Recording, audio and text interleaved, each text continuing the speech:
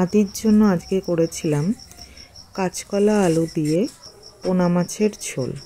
কড়াইতে তেল দিয়ে প্রথমে কালো জিরে ফোড়ন দিয়ে কাঁচকলা আর আলুগুলোকে হালকা ভেজে নিয়েছিলাম। তার সাথে দিয়েছিলাম একটু নুন আর হলুদ। মাছগুলো আগেই আমি ভেজে রাখি, তাই মাছ ভাজাটা কখনো আলাদা করে দেখানো হয় না। এবার নুন হলুদ দিয়ে ভালো করে কাঁচকলা আলুগুলোকে নাড়াচাড়া করে দিয়ে দেব সানরাইজের গুঁড়ো মশলা। জিরে গুঁড়ো এখানে ব্যবহার করেছি, অল্প একটু জিরে গুঁড়ো দিয়ে আবার নাড়াচাড়া করে নেব। হালকা ভাজা হয়ে গেলে মশলাটা জল দিয়ে দেব।